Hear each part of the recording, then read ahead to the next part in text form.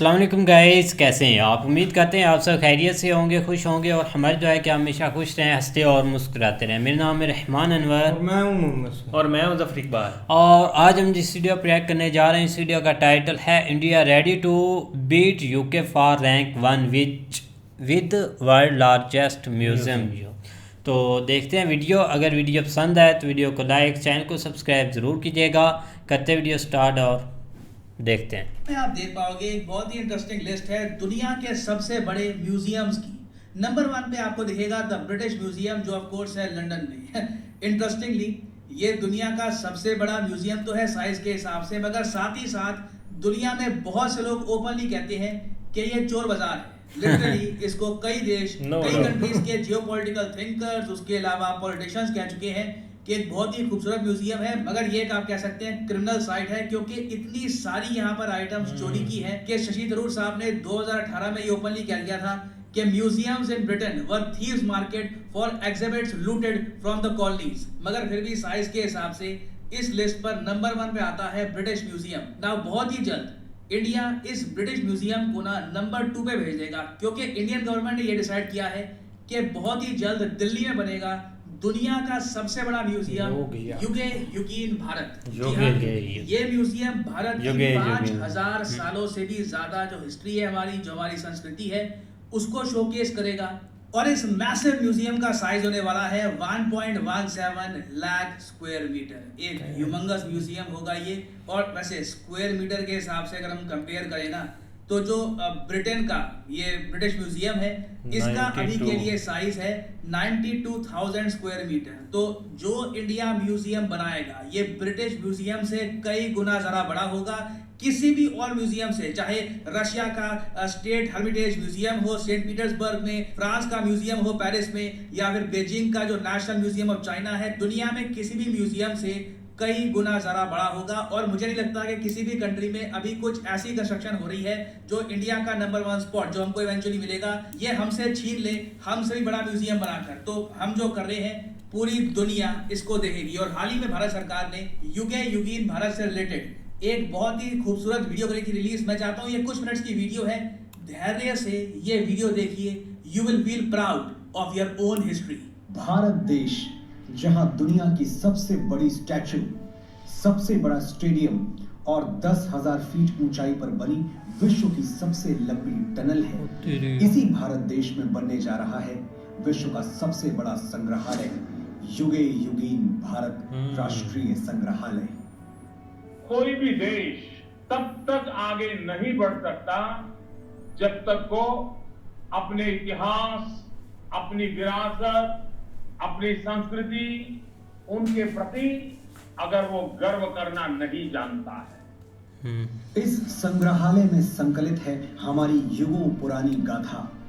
कौन थे हमारे पूर्वज जिन्होंने इस प्राचीन संस्कृति की नींव रखी, जिनके मार्गदर्शन में वैभवशाली सभ्यता का विकास हुआ, जिनके संरक्षण में ज्ञान विज्ञान की अतुल संपदा विकसित हुई और जिन्होंने भारतीय स्वतंत्रता संग्राम का इतिहास रचा।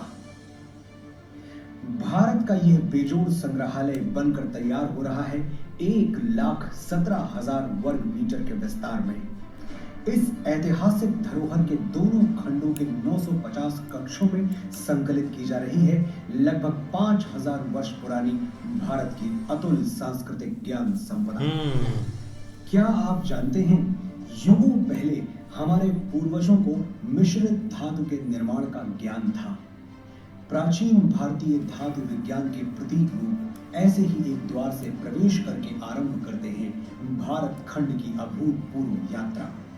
पहुंचते हैं भारतवर्ष की प्राचीन समृद्ध परंपराओं के संसार में।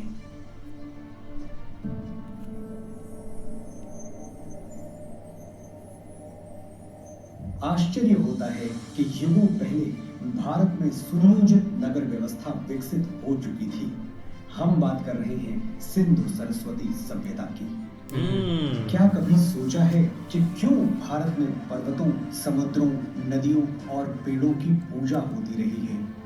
क्योंकि हजारों साल पहले भी हमारे विद्वान जानते थे कि जिन पंच तत्वों से सृष्टि का निर्माण हुआ उन्हीं से सभी प्राणियों की रचना हुई। हजारों वर्ष पूर्व भारत की चारों दिशाओं में पीठों की स्थापना की गई थी, जिसने क्या पूरे कमाल राष्ट्र को चीज़ है। एक सूत्र में बांधा था। वेदों जल्दी उपनिषदों में बनकर, केवल हाँ, आध्यात्मिक ही नहीं, हर चीज़ घुमा राजनैतिक, डाले। सामाजिक, आर्थिक, ज्योतिष और विज्ञान जैसे सभी क्षेत्रों का ज्ञान समाहित है। यही नहीं, ऋग्वेद में त्वचा रोग विशेषज्ञ विदुषी अपाला का वर्णन मिलता है। सुश्रुत की शल्य चिकित्सा, चरक के सिद्धांत और पतंजलि के अष्टांग योग की प्रासंगिकता हैरान करने वाली है। विश्वविद्यालयों का प्रचलन भारत में 2000 वर्ष से भी पहले से था। तक्षशिला, नालंदा और विक्रमशिला जैसे अनेक विश्वविद्यालयों को पूरे विश्व में ख्याति प्राप्त थी। लो वैभवशाली मौर्य साम्राज्य के उत्थान और विस्तार के साथ ही यहाँ सातवाहन, पल्लव और कुषाण, गुप्त वंश का स्वर्णिम काल, पूरी हिस्ट्री में, चालुक्य, चेर, ओह, पांड्य वंशों और कश्मीर आदि के शासकों की गौरव गाथाएं संकलित हैं। सोने की चिड़िया भारत का वैभवशाली गुप्त वंश हो या दक्षिण भारत के चोल, चेर, पांड्य वंश, सभी के व्यापारिक संबंध पश्चिम में मिस्र, ग्रीस और रोम तक फैले थे। जी। युग परिवर्तन के साथ अब प्रवेश करते हैं मध्यकाल में, जहां मध्यकाल। राजपूतों की शौर्य गाथा के साथ सल्तनत और मुगल युग का इतिहास संकलित है। चौहान, प्रतिहार, परमार, हाँ, सोलंकी, विभिन्न ऐसी सिसोदिया चीजें। और राजपूत राजाओं की केवल शौर्य गाथाएं ही प्रसिद्ध कमाल है नहीं यार। थी, बल्कि उनके संरक्षण में कला, शिल्प, संस्कृति का भी अभूतपूर्व विकास हुआ।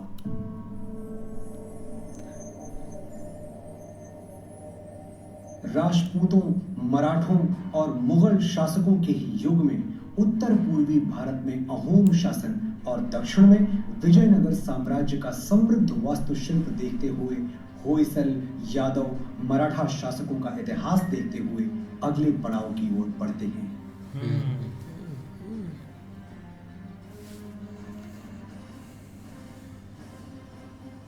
बढ़ते हैं परिवर्तन के उस दौर की ओर जब ईस्ट इंडिया कंपनी को भारत में व्यापार की अनुमति मिली। हाँ, हर चीज ओए होए होए, ईस्ट कमाल इंडिया कर तो दे। जरूर होगी ना।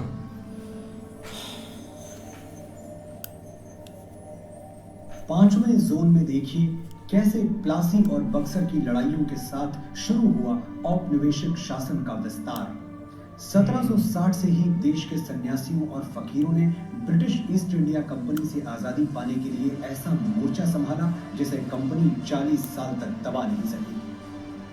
और 1857 के प्रथम स्वतंत्रता संग्राम के बाद हर वर्ग के लोग अपने अपने ढंग से आजादी की लड़ाई में आहुति देने उतर पड़े। लगभग 2 शताब्दी लंबे भारत के स्वाधीनता संग्राम की गाथाएं यहाँ संकलित हैं। ये चीजें बन के सामने आएंगी ना जब हर चीज। वर्षों के संघर्ष के बाद 16, भारत की 17, आजाद हवा में भगत सिंह। स्वतंत्रता का तिरंगा लहराया। सच है कि स्वतंत्र भारत के आगे अनेक आर्थिक, सामाजिक चुनौतियां थीं। हर चुनौती को पार करने के लिए, सशक्त राष्ट्र का निर्माण करने के लिए स्वतंत्र भारत ने फिर से राष्ट्र को संप्रभु लोकतांत्रिक गणराज्य बनाया। क्या बात। विज्ञान और प्रौद्योगिकी में आधुनिक भारत नई ऊंचाइयां छू रहा है। नई दिशाओं में नव प्रयोगों से नए आयाम तय कर रहा है। राष्ट्र को सुरक्षित बनाने के नित नए प्रयास सतत जारी हैं। रक्षा के क्षेत्र में भी ये सही। भारत आत्मनिर्भर बन रहा है। अंतरिक्ष विज्ञान में ऊंची उड़ान, दिन प्रतिदिन बढ़ता डिजिटल संसार, चिकित्सा के क्षेत्र में अद्वितीय योगदान, दिनों दिन होता आर्थिक व्यापारिक विस्तार, शिक्षा का उत्थान प्रसार इस जोन के अन्य कक्षों में क्रमशः संकलित है। आज जब हम आजादी के अमृत काल से शताब्दी वर्ष की ओर अग्रसर हो रहे हैं, भारत के अतीत की अनमोल विरासत, वर्तमान के अथक प्रयासों, बहुत कमाल की और चीज भविष्य बनेगी। की कहानियां समेटे बनने जा रहा है विश्व का ये सबसे विशाल संग्रहालय। युगे युगीन भारत राष्ट्रीय युगे संग्रहालय। युगीन भारत। ना मैं जानता हूँ काफी लंबी वीडियो थी, मगर इसमें से कुछ मैं एडिट आउट करता ना तो कुछ इंपॉर्टेंट रह जाता, तो सही इसलिए बात। मैंने डिसाइड किया कि I should let you guys watch all of this. और देखिए ये म्यूजियम आज के समय हम बनाना इसलिए भी स्टार्ट कर रहे हैं क्योंकि फाइनली इंडिया का स्टैचर दुनिया में इतना बड़ा हो चुका है कि हम वेस्टर्न कंट्रीज के पास जाकर ओपनली कह सकते हैं कि देखिए हजारों साल पहले की हमारी जो एंशिएंट आर्टिफैक्ट्स हैं ये किसी ने चुरा कर जबरदस्ती से आपके म्यूजियम में रखी हुई है, वो वापस हमें करें। ये वापस हाँ करें। और जी। एक टाइम था 1980s में 1990s में जब हम यूके को, यूएसए को, बाकी कंट्रीज को ये सब कहते तो वो हमारी अपील इग्नोर कर देते ये कहकर कि अब तो ये आर्टिफैक्ट हमारा है, ये हमारे म्यूजियम की शान बढ़ाएगा। मगर आज के समय इंडिया की ग्लोबल पोजीशन ऐसी है कि हम यूएस, यूके समेत कई कंट्रीज को कह सकते हैं कि हमारे एंशिएंट आर्टिफैक्ट्स आप वापस लौटाइए। और पिछले 9 सालों में हमने देखा है कि 240 एंशिएंट आर्टिफैक्ट्स दुनिया भर के कंट्रीज से वापस भारत में आए हैं। क्या और बात। इसलिए इनमें से कई आर्टिफैक्ट्स यूके भारत में भी Fact हो डिस्प्ले गया। पर रखे जाएंगे। और फाइनली यहाँ पे मैं आपसे क्वेश्चन पूछूंगा, आपने DSSR सैटेलाइट के बारे में सुना होगा। इसने रिसेंटली ये सैटेलाइट अंतरिक्ष में लॉन्च कर दी है। आपको बताना है कि ये सैटेलाइट किस कंट्री को बिलोंग करती है। ये है यहाँ पे आपकी ऑप्शन, जापान, सिंगापुर, यूके या फिर यूएसए। सिंगापुर। कमेंट सेक्शन में करिए उत्तर, जो लोग सही आंसर करेंगे नाम उनकी देखा कमेंट को है। मैं हार्ट दे दूंगा ताकि बाकी लोग समझ पाए कि सही आंसर क्या है। और बाकी यहाँ पर मैं ये भी ऐड कर दूं कि उधर हाँ जी आगे गाइस, करना यार। हाँ हाइड करना, लेकिन देखा जाए तो ये भाई एक बहुत बड़ी चीज़ बनकर सामने आ गई। सबसे पहले जो चीज़ सर ने बताई ना कि सारा लूट का माल वो जो यूके में हाँ। वो पड़ा हुआ है भाई वहाँ पर, वो एक बार वापस वहीं से वापस आ जाए ना। पीएम मोदी जाकर बोले कि जो जो हमारी चीज़ें सुकून से चुप करके वापस दे दो। लेकिन 240 भाई चीज़ें लेकर वापस आए भी हैं और युगेन भारत में रखी भी जाएंगी। लेकिन मनोज सर की आई थिंक वॉइस थी वीडियो के पीछे और पूरी कंप्लीट चीज़ें उन्होंने बता दी हैं। ये अभी डिजिटल है तो ये ऐसा बन के जब तैयार हो गए ना बहुत चीज़ें बदल कर होगी, यकीन जाने ये बहुत बड़ा भाई एंड म्यूजियम वाली है। चीज़ होगी। एक मतलब कि अब तो एक इंडिया ने एक लाइन ही खींच ली है कि सबसे बड़ी चीज़ें बनानी है। हाल ही में वो मतलब कि एक यूएसए डायमंड के लिए वो बिल्डिंग जो बनाई है, वो मतलब कि पेंटागन को भी बीट किया है। अब म्यूजियम भी भाई एक आ रहा है तो ये भी काफ़ी एक बड़ा होगा और एक मतलब कि एक बीट कर जाएगा हर कंट्री को। लेकिन ऐसी चीज़ें होनी चाहिए, अगर बंदे के पास पैसा हो और एक मतलब के एक हो ना एक सहूलत, तो ये चीज़ें करनी चाहिए। एक मतलब के जो एक फास्ट आ रही है ना एक जनरेशन हमारी, तो उनको ये चीज़ें ज़रूर समझ में आनी चाहिए। क्योंकि अब तो एक मतलब के जैसी चीज़ें हैं लोग इस चीज़ में इंटरेस्ट ही छोड़ जाते हैं। तो जब एक म्यूज़ियम होगा तब जाकर लोग एक जाएंगे, एक मतलब की चीज़ें देखेंगे, फिर रिसर्च करेंगे और हर चीज़ देखेंगे। इसमें तो यार, पूरी यकीन हिस्ट्री करो, है आप यार। ये अंदाज़ा लगा लें ये जो हमारा खिता है ना ये हमारा ही है। आप इसमें थोड़ा सा जिस तरह हमने लास्ट देखा एक इंडस वैली सिविलाइजेशन, उसके ऊपर आ जाएं या बैक आप हिस्ट्री में चले जाएं, इतनी एक भरी पड़ी है ना। मैं कहता हूँ कि ये म्यूज़ियम भी उसके आगे कुछ भी नहीं होगा। इतनी अगर उसके ऊपर सारी के ऊपर वर्किंग करें, लेकिन फिर भी आप देख लें कि भाई ये छोटी मोटी चीज़ नहीं बन रही। बहुत- इसमें हर तरह की जो है ना वो चीज़ें एग्जिट होंगे, मतलब इसमें रखी जाएंगी। और सबसे जो इम्पोर्टेंट बात है कि जो भाई वो लेके गए हैं ना वो ज़रूर उसके ऊपर वर्किंग होगी। नहीं, तो उस वो पर हमारे अगर वापस करो। वर्किंग करनी है क्योंकि तो हमने भाई एक ब्लॉग पाकिस्तान बनाया से था, राब्ता- उन्होंने कितनी चीज़ें पाकिस्तान से राब्ता करें, यकीन करें प्रोफेशनल चोर इधर बैठे हैं। इन्होंने वो जर्मनी से गाड़ी चुरा कर ले आए थे और उनको पता भी नहीं चला था। 3-4 साल ये इधर उनको मतलब के रोडों पर भगाते रहे जैसे Bentley गधा चलाते गाड़ी होती थे। है। पीछे जाकर फिर इन्होंने वापस भी कर दी। तो कुछ राब्ता इनके साथ करे, अगर चीज़ें उधर से चुरानी है तो इधर बहुत मुल्ले प्रोफेशनल बैठे हुए हैं हाँ। चीज़ें चुराने में मार हैं, लेकिन पता भाई भी इस नहीं चीज़ चलता। का क्रेडिट जो है ना वो पीएम मोदी को ज़रूर देना चाहिए। और मैं कहता हूँ कि उनको इस तरह क्रेडिट देना चाहिए कि उन्होंने अपनी ये जो चीज़ें हैं ना उनको ज़िंदा किया है एक दफ़ा। आप देख लो एक स्टैचूज़ के ऊपर आ जाएं, उन्होंने उस चीज़ के ऊपर वर्किंग की, बिल्डिंग्स के ऊपर आ जाएं। आप पहले वैसे तो आप इकोनॉमिकली जो है ना वो अपने ग्राफ ऊपर लेके जा रहे हैं, लेकिन ये जो बिल्डिंग्स या इस तरह की चीज़ें हैं जहाँ पे जो दूसरे कंट्री, जिस तरह आपने लास्ट एक बिल्डिंग देखी जो डायमंड सिटी वाली थी, वो डायमंड की जो मतलब न्यूयॉर्क की सबसे बड़ी थी, उसको भी आप पीछे छोड़ दिए। इसी तरह ये एक बनेगी तो ये भी जो है ना वो पूरी दुनिया में सबसे बड़ी हो जाएगी। तो इस तरह की बहुत सारी चीज़ें अभी जो है ना वो करने वाली है। यार आप उसके ऊपर काम देख काम लें, working तो एक कर रहे हैं। हर कंट्री में म्यूजियम होगा। हाँ। हर कंट्री में जितने में आपके एक सिटी में भी है, फैसलाबाद सिटी में म्यूजियम शायद आपने देखा है कि छोटा नहीं? सा है। एक उधर उन्होंने वो साथ ही एक बाजार है खिलौनों वाला, उधर से ही उन्होंने चीजें उठाकर उसमें रखी हुई हैं।